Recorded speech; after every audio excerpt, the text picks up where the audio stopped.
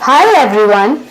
Now let us begin with the part 2 of chapter 1 New NCERT. What is democracy? Why democracy?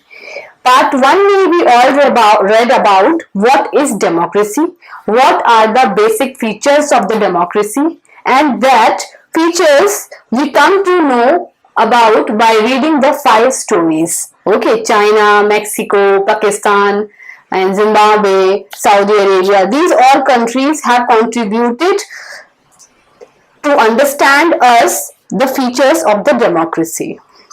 Now the question arises is why democracy? Democracy चाहिए ही क्यों? ये जानने के लिए हमारे पास कुछ आर्ग्यूमेंट्स होंगे for in favour of the democracy और कुछ होंगे डेमोक्रेसी के अगेंस्ट में. उसके बाद ही हम ये कंपाइल कर पाएंगे कि क्या डेमोक्रेसी जरूरी ही है, क्या हमें चाहिए ही चाहिए. ये चीज हमें तब पता चलेगा जब हमारे पास दोनों आर्ग्यूमेंट्स हो, फेवर और against. So now let us begin.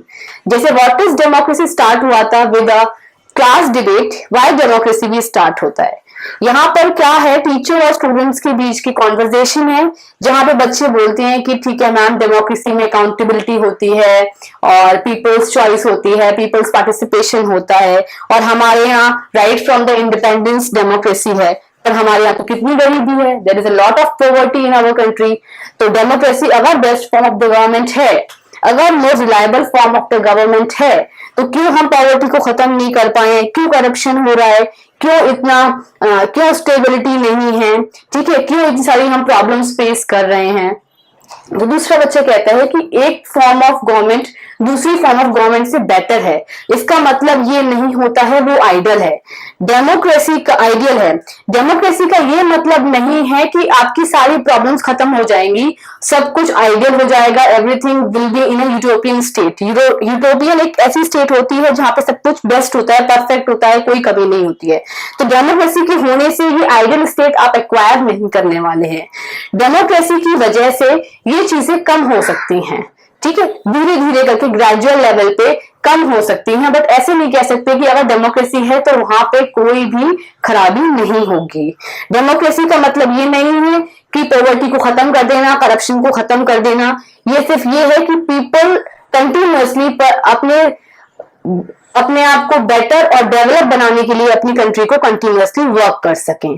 ठीक है, तो कुछ लोग कहते हैं कि ठीक है, डेमोक्रेसी एक अच्छी फॉर्म ऑफ गवर्नमेंट हो सकती है लेकिन वहां पे स्ट्रांग लीडर हो. बट हमने रॉबर्ट मुगाबे का केस पढ़ा था, वहां पे क्या हुआ, वो पॉपुलर लीडर था, इतना स्ट्रांग बन गया कि उसने अपनी पावर्स को इंक्रीज कर लिया. तो वो पॉपुलर डेमोक्रेटिकली इलेक्टेड लीडर किस में कन्वर्ट हो गया था, एक आइडियल डिक्टेटरशिप में हो गया था. तो स्ट्रांग लीडर होना अच्छी बात है, बट इतना स्ट्रांग कि वो डिक्टेटरशिप बन जाए तो हमारा जो बेस है वो ही खराब हो जाएगा, यानी कि डेमोक्रेसी फिर रहेगी ही नहीं और कंट्री में क्या आ जाएगा, डिक्टेटर रूल आ जाएगा. तो ये सारे क्वेश्चंस हैं, ठीक है. अच्छा, तो मैम लिंडो बताती है कि ठीक है, ये सब डिबेट अच्छा है. नाउ वी कम कि कौन कौन सी बातें हैं जिनको हम डेमोक्रेसी के अगेंस्ट रखते हैं, डेमोक्रेसी क्यों नहीं होनी चाहिए. ठीक है, सबसे पहले डिस्कस करते हैं कि डेमोक्रेसी में हमने क्या बात की थी कि हर किसी को fair chance of winning and losing होता है. यानी कि यहाँ पर क्या होता है, जो लीडर्स हैं वो हर 5 साल में चेंज होते रहते हैं. अब लीडर्स का चेंज होना कंट्री में स्टेबिलिटी को लेकर के आता है. कई बार ऐसा होता है कि एक पार्टी की गवर्नमेंट बन गई, उन्होंने कुछ पॉलिसीज लेकर आए, कुछ प्रोजेक्ट्स लेकर आए, उसको उन्होंने बनाना स्टार्ट करा उस 5 इयर्स में. फिर नेक्स्ट इलेक्शंस होते हैं, आफ्टर 5 इयर्स दूसरी गवर्नमेंट आती है, हो सकता है वो सारे प्रोजेक्ट्स को खत्म कर दे और नए प्रोजेक्ट्स लेकर के आए, सारे लॉज को खत्म कर दिए उस टाइम पे जो स्टार्ट हुए थे. तो ऐसे गवर्नेंस नहीं चल पाती है, इंस्टेबिलिटी आ जाती है, कोई स्टेबिलिटी नहीं रहती है, स्थिरता नहीं रहती है गवर्नेंस में. तो एक ये डेमोक्रेसी का डिमेरिट है कि डेमोक्रेसी में लीडर्स के चेंज होने की वजह से गवर्नेंस में बहुत प्रॉब्लम आती है. दूसरा क्या है, डेमोक्रेसी में आजकल कितनी, पहले सिर्फ पार्टियां 6 पार्टीज थी, अब रीजनल पार्टीज, लोकल पार्टीज, कितनी सारी पार्टियां, पार्टी में से सब पार्टी बनती जा रही है. तो ऐसे करके पार्टी की वजह से कंपटीशन बहुत ज्यादा बढ़ गया है. तो जो डेमोक्रेसी के इलेक्शन है वो मेयर क्या रह रहे हैं, पावर प्ले रह रहे हैं. हर कोई अपना मैनिफेस्टो थोड़ा सा बेटर लेके आता है, इलेक्शंस में प्रॉमिसेस करता है, मतलब पूरी तरीके से ये पावर प्ले रह गया है कि हाँ कि हमें वहां पे पावर में बैठना है, ठीक है, और वहां पे पावर को एक्वायर करना है। तो कंपटीशन तो बहुत ज्यादा बढ़ने की वजह से जो डेमोक्रेसी के इलेक्शंस हैं वो सिर्फ एक पावर प्ले रह गए हैं और मोरालिटी की जगह खत्म हो गई है, क्योंकि मोर और लेस हर गवर्नमेंट के मैनिफेस्टो सेम होते हैं और फिर इलेक्शंस के टाइम पे वो उस मैनिफेस्टो के बेसिस पे जीतने की कोशिश करते हैं, बट वो मैनिफेस्टोस कितने कम टाइम में वो फुलफिल कर पाए आफ्टर विनिंग द इलेक्शंस, इस बात की कोई गारंटी नहीं होती है। तीसरी क्या चीज है? डेमोक्रेसी है, कंसेंसस बिठाना होता है, मीटिंग्स होती हैं, कंसल्टेशंस होते रहते हैं, इस वजह से जो डिसीजन मेकिंग होती है वो काफी डिले हो जाती है, काफी टाइम लगता है डिसीजंस को लेने में। अगर किसी भी पर्टिकुलर पार्टी की मेजोरिटी की गवर्नमेंट बन गई है तो डिसीजंस थोड़े क्विक हो जाते हैं, क्योंकि वहां पे नंबर ऑफ एमपीज ज्यादा होते हैं, वोट कर देते हैं। बट अगर कोलिशन गवर्नमेंट बनी है या ऑपोजिशन बहुत स्ट्रांग है तो इस वजह से जो डिसीजंस हैं वो काफी डिले होते रहते हैं। तो डेमोक्रेसी में डिले भी होता है डिसीजन का, ठीक है। कई बारी जो इलेक्टेड रिप्रेजेंटेटिव्स होते हैं उनको लोगों का बेस्ट वेलफेयर नहीं पता होता है कि लोगों के लिए क्या जरूरी है क्या नहीं है, तो कई बारी एक एक्सपेरिमेंट चल रहा होता है और इसकी वजह से बैड डिसीजंस भी आते हैं डेमोक्रेसी में। ऐसा नहीं है कि जो भी डिसीजंस लिए गए हैं वो हमेशा बेस्ट होंगे और लोगों कभी कभी वो डिसीजंस लोगों के लिए गलत भी प्रूव हो जाते हैं, जिससे काफी ज्यादा लॉस हो जाता है, ठीक है। डेमोक्रेसी में जैसे जैसे कंपटीशन बढ़ रहा है करप्शन भी बढ़ रहा है। कैंपेन के लिए पैसे फिक्स्ड होते हैं कि हर पार्टी को इतना खर्च करना है एक सीट के लिए, बट कितना ज्यादा खर्चा होता है, ठीक है, सिर्फ पावर प्ले की वजह से। और सबसे बड़ी बात यह है कि इलेक्टेड रिप्रेजेंटेटिव्स जिनको हम खुद को रूल करने के लिए भेज रहे हैं उनको लोगों का वेलफेयर पता होना चाहिए, उनको ग्राउंड रियलिटी पता होनी चाहिए, उसी बेसिस से वो डिसीजंस ले सकेंगे, तभी डिसीजंस अच्छे आएंगे। तो ये डेमोक्रेसी के डिसफेवरिंग आर्ग्यूमेंट है कि डिले होता है, पावर प्ले है, डेमोक्रेसी में ये सारी चीजें होती हैं। बट जैसे कि मैंने आपको बताया था हर चीज के दो पहलू होते हैं, कुछ नेगेटिविटी कुछ पॉजिटिविटी जरूर होती है, बट पॉजिटिविटी को अगर हम एनहांस करें और नेगेटिविटी को हम खत्म करते चले जाएं तो वो चीज हमें आगे जाके बेनिफिट करती है। डेमोक्रेसी में ये खामियां हैं, बट इन प्रॉब्लम्स को डील किया जा सकता है। डेमोक्रेसी कोई एक मैजिक नहीं है, मैजिकल सॉल्यूशन नहीं है हर प्रॉब्लम का कि सब कुछ खत्म हो जाएगा।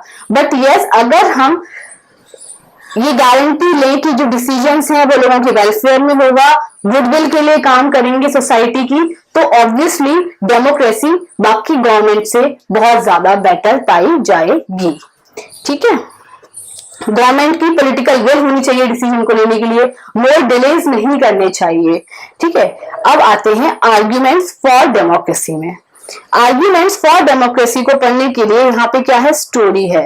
ये कहते हैं कि अगर डेमोक्रेसी नहीं होती तो देखिए कंट्रीज में क्या क्या हो सकता है। चाइना में क्या हुआ था कि 1958 के टाइम पे फेमाइन आया था। फेमाइन की वजह से कुछ 3 करोड़ पीपल की डेथ हो गई थी, ठीक है। आप हम सब जानते हैं चाइना की इकोनॉमी हमसे ज्यादा अच्छी तरह ग्रो कर रही है, हमसे बाद में इंडिपेंडेंट हुआ है, वहां की इकोनॉमिक कंडीशन भी बेटर है, बट वहां पे फेमाइन ने 3 करोड़ लोगों की जान ले ली। वहां पे डेमोक्रेसी नहीं है। बट इंडिया में ऐसी गवर्नेंस है कि कभी ऐसी फेमाइन हमें देखने को नहीं मिली। इंडिया इस मामले में काफी ज्यादा अच्छा प्रूफ हुआ है और जितने भी इकोनॉमिस्ट हैं, जो भी स्कॉलर्स हैं, उनका ये मानना है कि यहाँ पे ऐसा इसीलिए हुआ है क्योंकि यहाँ पे जो डेमोक्रेसी है, जो इंडियन गवर्नमेंट है, वो रिस्पॉन्ड करती है लोगों की जरूरतों को। वो ये इंश्योर करती है कि यहाँ पे कम से कम फूड की वजह से, भूखमरी की वजह से डेथ ना हो, ठीक है। हमारे जो 5 ईयर प्लान्स हैं इकोनॉमी को चलाने के लिए, इंडिपेंडेंस के बाद से हमारे 5 ईयर प्लान्स आते हैं। तो पहला 5 ईयर प्लान इसी बात पे फोकस करता था कि हमारे यहाँ फूड की स्कैर्सिटी ना हो, इस तरीके से ना हो कि कभी ऐसी लार्ज स्केल की फेमाइन आनी पड़ जाए, ठीक है। तो ये बहुत अच्छा आर्ग्यूमेंट है इस बात को प्रूफ करने के लिए कि एक डेमोक्रेटिकली इलेक्टेड गवर्नमेंट, एक डेमोक्रेटिक कंट्री में इतना बड़ा फेमाइन आने के चांसेस बिल्कुल नेग्लिजिबल हैं, ठीक है। यहाँ पे लोगों के इंटरेस्ट को सर्व किया जाता है। यहाँ पे लोगों की नीड पे ज्यादा ध्यान होता है एज कंपेयर टू चाइना, जहां पे गवर्नमेंट को लगता है they can think best of their people. यहाँ पे लोगों से बातचीत की जाती है डेमोक्रेसी में, ठीक है। नॉन डेमोक्रेटिक कंट्री में ऐसा जरूरी नहीं है कि वो लोगों की डिमांड को, उनकी नीड्स को फुलफिल करें या ना करें, बट डेमोक्रेटिक कंट्री में करना होता है। क्यों करना होता है? क्योंकि यहाँ पे अकाउंटेबिलिटी फिक्स करी जाती है। तो इससे हमारा पहला फॉर फीचर निकल के आता है कि जो डेमोक्रेसी को फेवर करता है। क्यों बेस्ट है? क्योंकि यहाँ पे अकाउंटेबिलिटी फिक्स्ड है, ठीक है। लोगों की जो बेसिक सर्वाइवल नीड्स हैं एटलीस्ट उनका ध्यान रखा जाता है, ठीक है। दूसरा आता है क्या कि डेमोक्रेसी हमेशा कंसल्टेशन पे बेस्ड होती है। देखिए, एक इंसान कभी भी बेस्ट डिसीजन नहीं ले सकता, उसको हर पहलू, एक किसी भी काम के हर पहलू एक इंसान नहीं देख सकता है। अगर हम किसी भी चीज पे डिसीजन लेना हो, अगर हम 4 लोगों को कंसल्ट करेंगे तो 4 तरीके की बातें हमें समझ में आएंगी, तो हो सकता है कि हम बेटर डिसीजन पे पहुंचे, ठीक है। इसमें टाइम लग सकता है। जैसे कि हमने आर्ग्यूमेंट्स अगेंस्ट डेमोक्रेसी में पढ़ा था कि डिले होते हैं बट डिसीजन थोड़ा टाइम लेके आते हैं, बट अच्छे आते हैं और लॉन्ग टर्म को सर्व करते हैं। तो इसीलिए कंसल्टेशन से, मीटिंग से क्या होता है, हमारी डिसीजन मेकिंग इंप्रूव होती है, हमारी क्वालिटी ऑफ डिसीजंस इंप्रूव होते हैं। कैसे? वो डिसीजंस लॉन्ग टर्म में हमारी सोसाइटी को बेनिफिट करें। तो डेमोक्रेसी यहाँ पे बहुत ही ज्यादा पॉजिटिव प्रूव होता है कि हम इररिस्पॉन्सिबल डिसीजंस नहीं लेते हैं, हमेशा ऐसे डिसीजंस लेते हैं जो in favour of the people हो और क्वालिटी डिसीजंस हो, ठीक है, लॉन्ग टर्म को सर्व करते हुए। ऐसे डिसीजन का क्या फायदा कि हमने जल्दबाजी में कोई डिसीजन ले लिया, उससे डेब्ट हो रहा है, इकोनॉमी स्लो डाउन कर रही है, पॉवर्टी बढ़ रही है, या फिर शॉर्ट टर्म डिसीजंस हैं, आगे जाके वो हमारी सोसाइटी को किसी भी तरीके का फायदा नहीं दे रहे हैं। ऐसे डिसीजंस का भी कोई मीनिंग नहीं होना चाहिए। भले ही थोड़ा टाइम लग जाए, but decisions must be long term and in the interest of the people. यही आर्ग्यूमेंट, 2 आर्ग्यूमेंट्स हो गए हैं जो फॉर डेमोक्रेसी हैं। ये हमें थर्ड डेमोक्रेसी में लेके जाता है कि डेमोक्रेसी एक ऐसी गवर्नमेंट है जहां पे डाइवर्सिटी पीसफुल एग्जिस्ट कर सकती है। एक तो होता है कि डाइवर्सिटी का एग्जिस्ट करना, ठीक है, इतनी जो विभिन्नताएं हैं, इतनी जो कम्युनिटीज है, उनका एक साथ एग्जिस्ट करना। एक होता है पीसफुली एग्जिस्ट करना। तो वो जो पीस है, वो जो शांति है, वो जो हैप्पीनेस है, वो कहाँ आती है? डेमोक्रेसी में ही आती है। डेमोक्रेसी एक तो क्या प्रोवाइड करती है कि हमें डिफरेंसेस से पता चलता है कि क्या क्या डिफरेंसेस हैं, कैसे कॉन्फ्लिक्ट हो सकते हैं और कैसे हम उनको डील कर सकते हैं। इंडिपेंडेंस से ही हमारे यहाँ बहुत ज्यादा डाइवर्सिटी है, ठीक है, हर उसके लोग रहते हैं, किसके? डिफरेंट लैंग्वेजेस के प्रैक्टिस करते हैं, डिफरेंट रिलीजन के लोग रहते हैं, डिफरेंट कास्ट के लोग रहते हैं, बट हमारे यहाँ हमेशा से यूनिटी इन डाइवर्सिटी देखी गई है। Just a second, okay, unity in diversity देखी गई है, ओके। तो सोशल डाइवर्सिटी सोसाइटी बहुत अलग अलग है, ये हमें कहाँ मिलेगा? डेमोक्रेसी में ही मिलेगा। जैसे स्टार्टिंग में जब आंध्र प्रदेश की डिमांड आ रही थी कि डिफरेंट लैंग्वेज की बेसिस पे उसको अलग स्टेट बनाया जाए, तो स्टार्टिंग में लीडर्स को डर लग रहा था कि हो सकता है इससे हमारी डाइवर्सिटी खराब हो जाए, बट हमारे प्राइम मिनिस्टर उस टाइम के जो जवाहरलाल नेहरू थे, उनको भरोसा था कि हो सकता है इससे डाइवर्सिटी हमारी स्ट्रांग मिल जाए। डाइवर्सिटी को स्ट्रांग रखने के लिए जरूरी नहीं है उनके ऊपर एक गवर्नमेंट थोपी जाए, ठीक है, ऐसा इम्पोजिशन जरूरी नहीं है। वो अलग रह के थोड़ी सी ऑटोनॉमी लेकर के वो इंडिया में as a one nation exist कर सकते हैं। और कॉन्फ्लिक्ट जो है वो peacefully by consultation, by meetings को रिजॉल्व करके लिया जा सकता है, जो कहाँ होता है? डेमोक्रेसी में होता है। नॉन डेमोक्रेसी में क्या होता है? फोर्सफुली आपके ऊपर इम्पोज किया जाएगा, नहीं, हमारी कंट्री की ये लैंग्वेज है, हमारी कंट्री का ये रिलीजन है, आपको इसी को मानना पड़ेगा। तो ये क्या होता है? हमें अपनी एथनिसिटी को लॉस करनी पड़ती है, बट डेमोक्रेसी में आपको ऐसा करने की जरूरत नहीं है। आप किसी भी डाइवर्सिटी के हैं, आप अपना रिलीजन, अपनी लैंग्वेज, अपना कल्चर को प्रैक्टिस कर सकते हैं, which is the very good quality of what? Democracy. सिर्फ डेमोक्रेसी ही है, ठीक है, जहां पे ये सॉल्यूशन पीसफुली निकल सकता है। अब मैंने ये येलो मार्कर्स करे हुए हैं, येलो मार्कर्स जो हैं वो आपको बताएंगे कि जो डेमोक्रेसी है वो क्या है, कि एक अलग फीचर बता रहे हैं कि जो डेमोक्रेसी है वहां पे ना तो कोई परमानेंटली जीतता है, ना ही कोई परमानेंटली यूज करता है। डेमोक्रेसी क्या है, सिर्फ डीलिंग करता है कॉन्फ्लिक्ट्स को सुलझाने की, कॉन्फ्लिक्ट से डील करने की, और यहाँ पे कोई भी परमानेंट लूजर या विनर नहीं होता है। ठीक है, चलिए अब आते हैं हम, 3 फीचर्स हमारे निकल के आ गए हैं। Hope this is clear to you all. Okay, तो डेमोक्रेसी क्या है, डिफरेंसेस से डील करने की हमें बताता है। चलिए, ये येलो मार्कर्स हैं जहां पे ये चीज हमें पता चल रही है कि यहाँ पे कोई परमानेंट लूजर नहीं है और डेमोक्रेसी एक पीसफुल सॉल्यूशन दे सकता है। तो इससे हमें क्या पता चला, अगर इस तरीके से डिसीजन मेकिंग आएंगे तो इससे क्या होगा कि जो डेमोक्रेसी है वहां पे क्या हो रहा है कि सिटीजन्स का पार्टिसिपेशन इंक्रीज हो रहा है। ठीक है, सिटीजन्स को अपना राइट टू वोट परस्यू करने का अपॉर्चुनिटी मिल रही है, जहां पे उनकी डिग्निटी बढ़ रही है। उनको ये लग रहा है कि जो गवर्नमेंट बन रही है वो ऐसी नहीं है जिसको हम नहीं जानते हैं, they are familiar to us, हमने ही उनको इलेक्ट किया है। इससे उनकी डिग्निटी एंड रिस्पेक्ट भी इनहेंस होती है, किसमें, इसमें डेमोक्रेसी में। तो ऐसा नॉन डेमोक्रेटिक कंट्री में नहीं होता है। वहां पे क्या होता है, कई बार हमने मैक्सिको, चाइना वगैरह के एग्जाम्पल्स पढ़े हैं, पार्टीज लड़ तो रही है इलेक्शन, बट रियल चॉइस उनके पास नहीं है। वो इलेक्टर्स जो उन्होंने चुन के भेजे हैं, जो रूलर्स, वो फाइनल डिसीजन ले ही नहीं पा रहे हैं। ऐसा डेमोक्रेसी में नहीं होता है। तो ये बहुत ही अच्छा फीचर है कि यहाँ पे जो डेमोक्रेसी है, यहाँ पे सिटीजन्स की रिस्पेक्ट और डिग्निटी मेंटेन्ड रहती है। यहाँ पे पॉलिटिकल इक्वालिटी रहती है, चाहे आप पुअर हैं, गरीब हैं, अमीर हैं, कोई भी है, आपकी एजुकेटेड हैं, आप नहीं एजुकेटेड हैं, आपकी डिग्निटी वहां पर रहती है। ठीक है, डेमोक्रेसी एक ऐसी गवर्नमेंट है जो अपनी ही मिस्टेक्स को सुधारने का एक मौका देती है। बार बार इलेक्शंस होते हैं, हर 5 साल में होता है। अगर आप अच्छा काम नहीं करेंगे, ज्यादा ऐसा काम करेंगे जो फेवर में नहीं होगा, तो आपको अगली बार हारना पड़ेगा, जो आपको इस चीज के लिए मोटिवेट करेगा कि let's do something better for the people next time. तो यहाँ पर क्या है, अपनी ही मिस्टेक्स को सुधार सकते हैं, अपनी ही गलतियों से सीख सकते हैं, जो बाकी गवर्नमेंट नहीं होता है, बाकी गवर्नमेंट्स में नहीं होता है। यहाँ पे पार्लियामेंट में बैठ करके डिस्कशंस एंड डिबेट्स होते हैं, that is a kind of rule जो आपको ये प्रोवाइड करता है कि अपने ही डिसीजंस पे, अपनी पॉलिसीज पे, अपने लॉज को किस तरीके से और बेटर किया जाए। अगर कोई पॉलिटिकल पार्टी इस तरह ऑटोक्रेटिकली लेती है तो ऑपोजिशन वहां पे इंपॉर्टेंट रोल प्ले करता है कि नहीं, आपका जो डिसीजन है वो for the welfare of the society नहीं है। तो ऑपोजिशन की भी अपनी एक इंपॉर्टेंस होती है।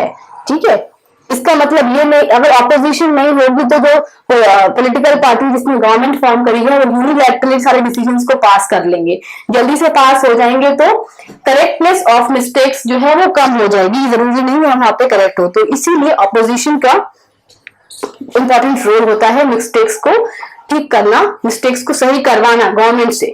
इसीलिए discussions are very root, discussion are at the root in a democracy. अच्छा, यहाँ पे रूलर्स अपने डिसीजंस को चेंज कर सकते हैं, बट नॉन डेमोक्रेटिक कंट्री में ऐसा नहीं होता है। तो इस पूरे डिस्कशन से what we come to know that democracy जो है वो क्या करती है, बहुत सारी चीजों का सॉल्यूशन हमें देती है। ठीक है, most of the things can be resolve in the democracy, but ऐसा नहीं है कि हर चीज, हर करप्शन, हर पॉवर्टी, हर प्रॉब्लम खत्म हो जाएगी डेमोक्रेसी से। Democracy should not be compared with the ideal democracy. Now let's move to the last topic of this chapter, which is the broader meanings of the democracy. Democracy को और कितनी dimension से और किस तरीके से हम इसको लिंक कर सकते हैं। हमारे यहाँ किस टाइप की डेमोक्रेसी है, हमारे यहाँ इलेक्टेड रिप्रेजेंटेटिव्स डेमोक्रेसी है। पार्लियामेंट में कुछ 700 टोटल जो पीपल हैं वो बैठते हैं पूरे लोकसभा और राज्यसभा को मिला के। ठीक है, तो जो लोकसभा के 500 अराउंड मेंबर्स हैं, 545, उनको रिप्रेजेंटेटिव्स कहते हैं, जिनको लोगों के द्वारा चूज किया जाता है राइट टू वोट करके। ये लोग हमें रिप्रेजेंट करते हैं, वहां पर हमारे बिहाफ पे डिसीजंस लेते हैं, इसीलिए इनको रिप्रेजेंटेटिव्स कहा जाता है। तो हमारे यहाँ से डेमोक्रेसी है, रिप्रेजेंटेटिव्स है, जहां पे कुछ लोग बैठ करके डिसीजंस लेते हैं। ऐसा क्यों जरूरी है? क्योंकि अब डेमोक्रेसी का मतलब होता है कंसेंसस, पर इसका मतलब ये नहीं है कि पूरी कंट्री आके वहां बैठेगी और डिसीजंस लेगी। अगर ऐसा होगा तो बाकी के काम सब स्टेक पे हो जाएंगे, सब रुक जाएंगे। ऐसा कैसे पॉसिबल है? ठीक है, तो इतने बड़े लोग, इतने सारे लोग जाके नहीं बैठ सकते, ना ही सबके पास स्किल्स होता है, ना ही इतनी नॉलेज या अवेयरनेस हर किसी के पास होती है जो कंट्री के बेटरमेंट के लिए पॉलिसी में डिसीजंस ले पाए। तो इसीलिए हमें रिप्रेजेंटेटिव्स की जरूरत पड़ती है। These are the 2 points which you can write why we need representatives. We need skills, we need some educated people. ठीक है, एजुकेटेड इन द सेंस, मतलब एजुकेटेड का मतलब ये नहीं है कि हमारे सारे एमपीज पढ़े हैं, जितने भी मेंबर ऑफ पार्लियामेंट, ऐसा नहीं है। बट यस, जो उनको गाइड करी जाती है policies, they are from the educators. ठीक है, हर एमपीज के पास आईएएस ऑफिसर ब्यूरोक्रेसी होती है जो उनको, जो काफी नॉलेजेबल पर्सन होते हैं, जो उनको पॉलिसीज के लिए गाइड करते हैं। पर जो एमपीज होने चाहिए वो ऐसे होने चाहिए कि जिनको लोग पहचाने। ठीक है, लोग अपनी प्रॉब्लम्स को उनको बता सकें। ठीक है, तो they are the ordinary people. Now what, तो डेमोक्रेसी, हम ये कह सकते हैं डेमोक्रेसी बेटर है, पर और डेमोक्रेसी को गुड डेमोक्रेसी हम बनाने की कोशिश कर सकते हैं। वो डेमोक्रेसी गुड डेमोक्रेसी कैसे बनेगी कि हम कंटिन्यूअसली उसके लिए वर्क करें। ठीक है, अपनी हर प्रॉब्लम को, अपनी हर मिस्टेक्स को कंसिस्टेंटली सॉल्व करने की कोशिश करें कि कैसे जो डिसीजन है वो ज्यादा से ज्यादा लोगों को बेनिफिट करें, majority of the people will be benefited bye them. तो ऐसी डेमोक्रेसी स्टार्ट होती है बेसिकली फैमिली से। कंसेंसस बैठाना, डिसीजन मेकिंग में सबकी राय लेना, बातचीत करना। तो डेमोक्रेसी सिर्फ गवर्नमेंट के लेवल पे नहीं है, फैमिली के लेवल पे भी स्टार्ट हो जाती है। आपको करियर में क्या करना है, क्या नहीं करना है, आपसे पूछा जाए, उसके क्या प्लस माइनस होंगे आपके लिए, आपके फ्यूचर में, आपसे ये चीज राय ली जाए, फिर आप 2-3 लोगों की और गाइडेंस ले, सजेशंस ले। तो इस तरीके से आप अपने लाइफ को एक डायरेक्शन में लेके जा सकते हैं। तो this consensus, this meetings, consultations are very necessary, और ये सब क्या है, डेमोक्रेसी क्या ही एक एस्पेक्ट है। अच्छा, टीचर और स्टूडेंट की क्लास में क्या होता है, जनरली टीचर्स आते हैं, लेक्चर्स देते हैं एंड दे गो। ऐसे नहीं होना चाहिए। जो कॉन्वर्जेशन है, people, students are free, must be free to ask their questions. कुछ भी वो क्वेश्चंस पूछ रहे हैं, क्लास में जितनी ज्यादा डिबेट्स एंड डिस्कशंस होंगे उतना ही ज्यादा क्वालिटी टीचिंग होगी, उतना ही ज्यादा बच्चों को समझ में आएगा। ऐसा नहीं है कि teacher is going to know everything, ऐसा नहीं होता है। ठीक है, कई बार टीचर्स को भी बच्चों से सीखने को मिल जाता है। ठीक है, learning is something which never dies, वो हमेशा चलती रहती है, कुछ ना कुछ कहीं ना कहीं से हमें सीखने मिलता ही रहता है। तो ये फैमिली के लेवल पे हो गया, ये क्लास के लेवल पे हो गया। तो जितनी मर्जी चाहे हम डायमेंशंस अपने इस डेमोक्रेसी की डेफिनेशन में हम जोड़ सकते हैं।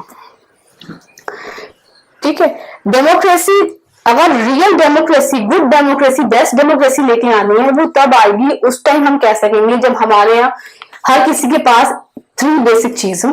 What? Clothes, shelter and what? And food. ठीक है, ये 3 चीजें नहीं होंगी तो हम नहीं कह सकते, क्योंकि गवर्नेंस का क्या होता है कि गवर्नेंस इस तरीके से हो कि जो सबसे गरीब इंसान है, जो एकदम लास्ट का इंसान है, उसको भी वो चीज पहुंचे। ठीक है, तो तब हमारी जो डेमोक्रेसी है वो एक आइडियल डेमोक्रेसी बन जाएगी। But for that we need to work a lot. तो फाइनली हम सम अप करेंगे कि जो हमारा फोकस था वो ये नहीं था कि डेमोक्रेसी को सिर्फ एक इंस्टीट्यूशन, एक स्ट्रक्चर में समझें, पर ये था कि डेमोक्रेसी को अपनी रियल लाइफ में किस तरीके से वाइडन कर सकते हैं, किस तरीके से डेमोक्रेसी को अपनी रियल और प्रैक्टिकल लाइफ में देख सकते हैं। ठीक है, अब जैसे ग्राम सभा हो गई, तो ग्राम सभा में क्या होता है कि वहां पे जो लोग होते हैं वो सब सभाएं करते हैं, बैठते हैं, मीटिंग्स करते हैं, गांव में किस किस चीज की जरूरत है, पानी की प्रॉब्लम है, स्कूल की प्रॉब्लम है, लाइट की प्रॉब्लम है, तो ये डिस्कशंस चलती हैं। तो ये एक बहुत ही लोकल लेवल पे डेमोक्रेसी का एग्जाम्पल है। ठीक है, डेमोक्रेसी स्टार्ट लोअर लेवल से हायर लेवल तक जाती है, ये कहीं स्टक नहीं होती है एक लेवल पे कि नहीं सिर्फ पार्लियामेंट है या फिर रिप्रेजेंटेटिव्स हैं वो ही डेमोक्रेसी है, नहीं, ये स्टार्ट होती है बिल्कुल लोकल लेवल से। ठीक है, तो ये था डेमोक्रेसी हमें क्यों चाहिए और डेमोक्रेसी किस तरीके से हमारी कंट्री को बेनिफिट कर सकती है। And we made very clear in our mind that कोई भी डेमोक्रेसी परफेक्ट डेमोक्रेसी नहीं होती है। We need to work in that particular direction. So this sums our first chapter of the NCERT, that is what is democracy and why democracy. उम्मीद करती हूँ कि आपको हर एस्पेक्ट इसका क्लियर हुआ होगा, ठीक है। अगर कोई प्रॉब्लम आती है, किसी भी चीज का मीनिंग समझ में नहीं आता है, तो you are welcome to comment there in the comment section, I will answer that all, ठीक है। चलिए, थैंक यू।